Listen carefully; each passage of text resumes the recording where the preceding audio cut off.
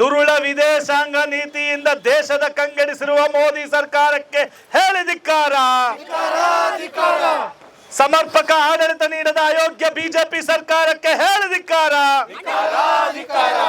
ಸಿಲಿಂಡರ್ಗಾಗಿ ಬೀದಿ ಬೀದಿ ಅಲಿಯುವಂತೆ ಮಾಡಿರುವ ಕೇಂದ್ರ ಸರ್ಕಾರಕ್ಕೆ ಹೇಳಿ ಧಿಕ್ಕಾರ. ದುರುಳ ನೀತಿಯಿಂದ ದೇಶವನ್ನು ತತ್ತರಿಸುವಂತೆ ಮಾಡಿರುವ ಕೇಂದ್ರ ಸರ್ಕಾರಕ್ಕೆ ಹೇಳಿ ಧಿಕ್ಕಾರ. ಬೆಲೆ ಏರಿಕೆಯ ಕೇಂದ್ರ ಸರ್ಕಾರಕ್ಕೆ ಹೇಳಿ ಧಿಕ್ಕಾರ. ಜನಜೀವನ ಅಸ್ತವ್ಯಸ್ತ ಮಾಡಿರುವ ಮೋದಿ ಸರ್ಕಾರಕ್ಕೆ ಹೇಳಿ ಧಿಕ್ಕಾರ. ಸಿಲಿಂಡರ್ಗಾಗಿ ಹಾದಿ ಬೀದಿಯಲ್ಲಿ ಜನರು ತಿರುಗುವಂತೆ ಮಾಡಿರುವ ಕೇಂದ್ರ ಸರ್ಕಾರಕ್ಕೆ ಹೇಳಿ ಧಿಕ್ಕಾರ.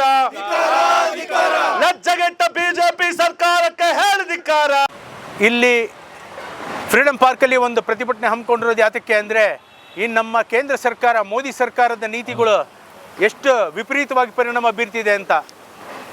26ನೇ ತಾರೀಕು ಕಳೆದ ತಿಂಗಳು ಫೆಬ್ರವರಿನಲ್ಲಿ ಮೋದಿ ಸಾಹೇಬರು ಇಸ್ರೇಲ್ಗೆ ಹೋಗ್ತಾರೆ. ಬೆಂಜಮಿನ್ ನೆತನ್ಯಾಹುನ ಮೀಟ್ ಮಾಡ್ಕೊಂಡು ಬರ್ತಾರೆ. ಅಲ್ಲಿ ಯಾತಕ್ಕೆ ಹೋದ್ರು ಏನಕ್ಕೆ ಅಂತ ಯಾರಿಗೂ ಗೊತ್ತಿಲ್ಲ. ಟ್ರಂಪ್ ಏನಾದ್ರು ದಬ್ಬಾಳಿಕೆ ದೌರ್ಜನ್ಯ ಮಾಡಿ ಅವ್ರನ್ನ ಕಳಿಸಿದ್ರೋ ಅಥವಾ ಎಪ್ಸ್ಟೀನ್ ಫೈಲ್ಸಲ್ಲಿ ಮೋದಿ ಅವರ ಹೆಸರು ಬರ್ತಾ ಇದೆಯಲ್ಲ ಅದಕ್ಕೋಸ್ಕರನೋ ಅಥವಾ ಜನರಲ್ ನರವಣೆ ಪುಸ್ತಕದಲ್ಲಿ ಏನು ಬರ್ದಿದ್ದಾರೆ ಜನರಲ್ ಅಂದರೆ ನಾವು ನಮ್ಮ ದೇಶದ ಮೇಲೆ ಚೀನಾ ದಾಳಿ ಮಾಡಿದಾಗ prime minister office, defence minister, Jaishankar ಯಾರು ಸಹ ನಮಗೆ ಏನು ಒಂದು ನಯಾ ಪೈಸೆ ಸಹಾಯ ಮಾಡಲಿಲ್ಲ.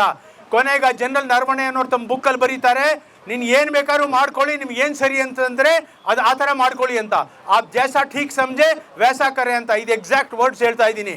ಅಲ್ಲಿಂದ ಬಂದು 27ನೇ ತಾರೀಕು ಮೋದಿ ಸಾಹೇಬರು ವಾಪಸ್ ಬರ್ತಾರೆ. ಹೇಗೆ ವಾಪಸ್ ಬರ್ತಾರೋ 28ನೇ ತಾರೀಕಿಂದ ಇಸ್ರೇಲು, ಅಮೇರಿಕಾ ಇರಾನ್ ಮೇಲೆ ದಾಳಿ ಮಾಡೋಕ್ಕೆ ಶುರು ಮಾಡ್ತಾರೆ.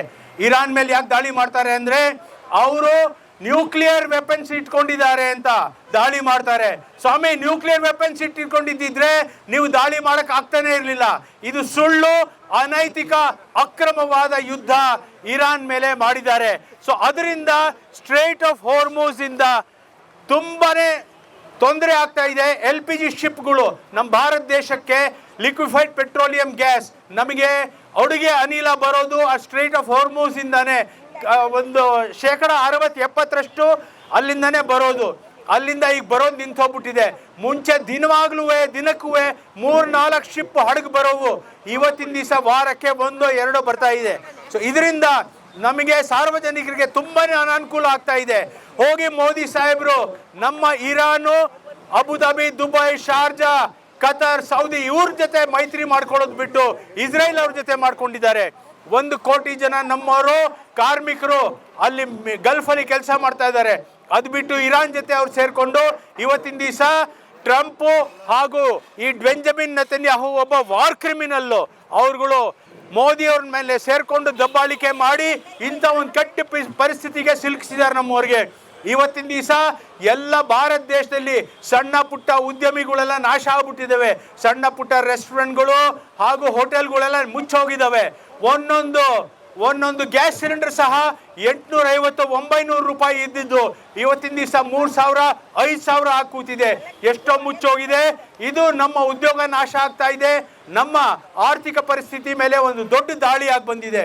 ಇವತ್ತಿನ ದಿವಸ ನಾವು ಈ ಮೋದಿ ಸಾಹೇಬ್ರದ ಕೆಟ್ಟ ವಿದೇಶ ನೀತಿಯನ್ನು ಖಂಡಿಸಿ ಅವ್ರ ವಿರುದ್ಧ ನಾವು ಇಲ್ಲಿ ಪ್ರತಿಭಟನೆ ಮಾಡ್ತಾ ಇದ್ದೀವಿ.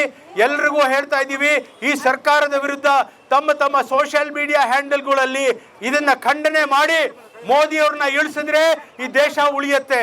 ಇಲ್ಲದೆ ಇದ್ರೆ ನಮ್ಮ ಜೀವನ ಇನ್ನೂ ಕಷ್ಟಕ್ಕೆ ಹೋಗುತ್ತೆ, ನಿರುದ್ಯೋಗ ಸಮಸ್ಯೆ ಆಗುತ್ತೆ, ಇನ್ನು ದೊಡ್ಡ ಸಮಸ್ಯೆಗಳನ್ನ ಈ ದೇಶ ಎದುರಿಸಬೇಕಾಗುತ್ತೆ ಅಂತ ನಾನು ಹೇಳಿ 2 ಮಾತನ್ನ ಮುಗಿಸ್ತೀನಿ.